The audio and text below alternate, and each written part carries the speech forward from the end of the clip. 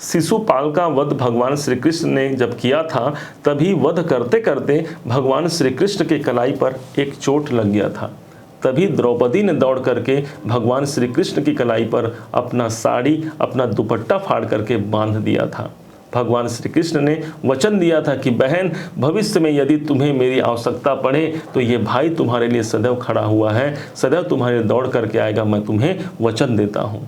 और तभी होता क्या है, कौरव और पांडवों के बीच जब चौसर खेले जाते हैं, जुआ खेला जाता है, उसी बीच पर ये पांडव द्रौपदी को हार जाते हैं और तभी दुशासन के द्वारा द्रौपदी का चीरहरण किया जाता है, उनकी साड़ी को खींचा जाता है।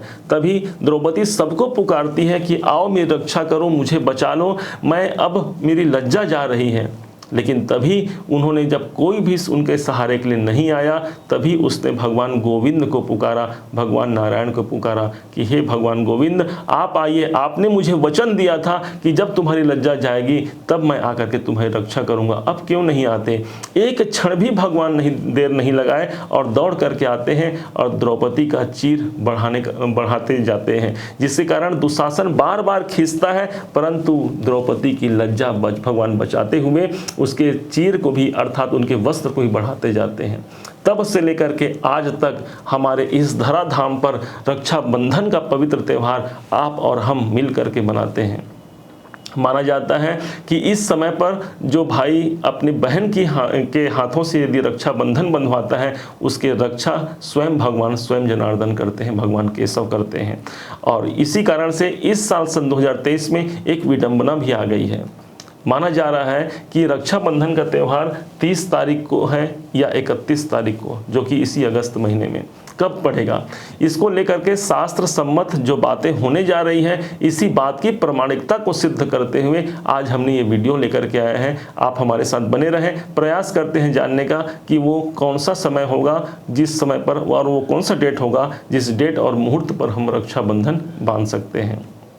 ध्यान दीजिएगा, शास्त्रों का मत है कि श्रावण मास के शुक्ल पक्ष की पूर्णिमा तिथि को रक्षाबंधन का पवित्र त्यौहार मनाया जाता है। इस हिसाब से श्रावण मास में जो पूर्णिमा तिथि पड़ेगी वो ठीक 30 तारीख के सुबह का समय होगा, 10:58 का समय होगा, जिस समय पर पूर्णिमा तिथि प्रारंभ हो जाएगी और रहेगी कब तक, 31 तारीख तक सुबह 7:03 तक ये पूर्णिमा तिथि रहेगी। इस हिसाब से ये जो सारा समय होगा ये शास्त्र सम्मत है रक्षाबंधन बांधने का। परंतु एक इसमें विडंबना ये भी आ गई कि माना जा रहा है कि जैसे ही पूर्णिमा तिथि 30 तारीख की प्रातः 10:58 पर प्रारंभ होगा तो ही भद्रा भी प्रारंभ हो जाएगी। माना जाता है कि भद्रा काल पर यदि रक्षाबंधन बांधा जाए उसे शुभ नहीं माना जाता। शास्त्रों का मत है भद्रायाम द्वैन कर्तव्य, श्रावणी तथा श्रावणी एवं एक और है, भूल रहा हूँ मैं, श्रावणी तथा फाल्गुनी तथा। तो श्रावण मास में जो हमारा रक्षाबंधन बनते हैं वो नहीं करना चाहिए, और फागुन मास में जो हम ये करते हैं, जो होलिका दहन करते हैं, ये दोनों ही वर्जित माने गए हैं। यदि इस भद्रा का वास भूलोक में है तो भद्रा के 3 जगह वास होते हैं, पृथ्वी लोक में, पाताल लोक में और स्वर्ग लोक में। भद्रा तभी दोष कारक मानी जाती है जब वह पृथ्वी काल में या पृथ्वी लोक में होती है तब। तो क्या इस बार हमारा जो 30 अगस्त को जो ये भद्रा लग रहा है, इसमें क्या है ये भद्रा? तो हाँ, कुंभ राशि पर चंद्रमा होगा, इसका मतलब भद्रा का जो संचार होगा वो पृथ्वीवासियों पर होगा, अर्थात हमारे लिए, आपके लिए, ये सब के लिए ये भद्रा अशुभ व्यापिनी होगी, अच्छा नहीं होगा। तो अब कौन सा समय लिया जाए? इसके लिए सर्वाधिक जो उत्तम समय होगा वो होगा 30 तारीख की रात्रि 9:02 से लेकर के 31 तारीख की प्रातः 7:03 का समय आप रक्षाबंधन का पवित्र त्यौहार मना सकते हैं। एक बहन अपने भाई की कलाई पर पवित्र रक्षाबंधन बांध सकती है, यह अनुकूल समय होगा, समय ध्यान रखिएगा। इसके अलावा एक मुहूर्त और है, इस मुहूर्त को सिर्फ बहुत आवश्यक होने पर आपको लेना है। कई बार होता है ऐसा है कि भाई बहन बहुत दूर होते हैं या किसी कारणवश एक दूसरे के पास पहुंचने में उन्हें विलंब लग सकता है, या आवश्यक कार्य से मान लीजिए जल्दी उन्हें जाना है, कोई और समय, रात्रि का समय नहीं मिल पा रहा है, तो उस स्थिति में शास्त्र ये कहता है कि भद्रा के मुख भाग को छोड़ देना चाहिए और पृष्ठ भाग को ले लेना चाहिए। इसके हिसाब से सायंकाल का वो समय होगा 31 तारीख को ही सायंकाल का समय होगा, शाम के ठीक 5:32 से शाम के 6:32 तक 1 घंटे का समय होगा। इस टाइम पर एक बहन अपने भाई के कलाई पर रक्षाबंधन बांधे और विजय तिलक लगा करके उन्हें आशीर्वाद दे या फिर उनका आशीर्वाद दे। छोटी बहन है तो आशीर्वाद दे और बड़ी बहन है तो अपने भाई को आशीर्वाद दे।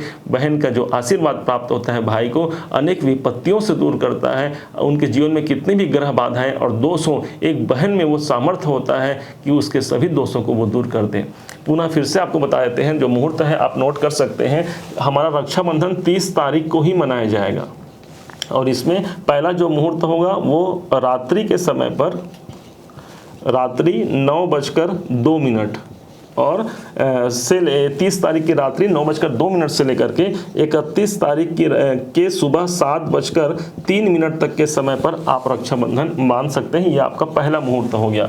दूसरे मुहूर्त के अनुसार आप ले सकते हैं 30 तारीख को ही शाम 5:32 से लेकर के 6:32 तक का जो समय होगा ये आपका दूसरा मुहूर्त होगा। इस टाइम पर रक्षाबंधन बांध दीजिए। पूरा समय पूरा अच्छा समय रहेगा।